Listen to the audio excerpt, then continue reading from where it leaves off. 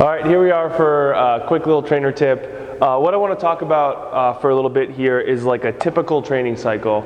In my hopes with talking with athletes is getting them or a group of athletes to a point where you got to understand that there's going to be some peaks and some valleys, and it's a good thing, right? Like, we can't have a peak without a valley, okay? And so that means we don't want to be like stagnant and plateauing, and we know that we would love to live in this world where our training just keeps going better and better and better and better and better and better. This is like maybe in the beginning when you're first learning like a sport or a skill or strength training, but eventually it levels off, like it just doesn't keep skyrocketing.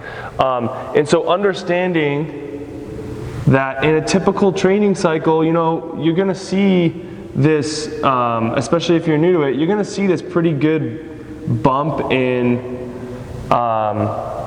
your progress, but then eventually it's going to start to kind of level off. Like, you're going to like reach your genetic potential, or you're going to hit through like 8 to 12 weeks of training, and it's going to kind of start to taper, and you get really good at it, and then it gets really hard to get a little bit better. But then you might kind of come off this peak. But the magic here, the thing that I want folks to understand in these cycles is we just don't want you to like fall off this peak and then start back at ground zero. Hopefully we're kind of like coming off that peak and we can kind of have a little bit of a valley, but then we plateau, and then we're coming back up and going back up the mountain.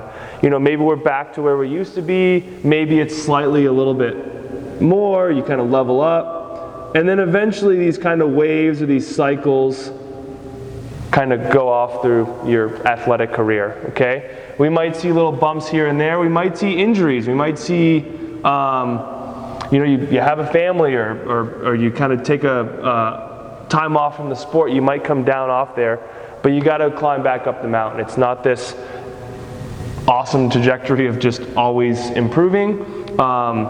And it's hopefully not just flatlined. We don't want this. No one wants this.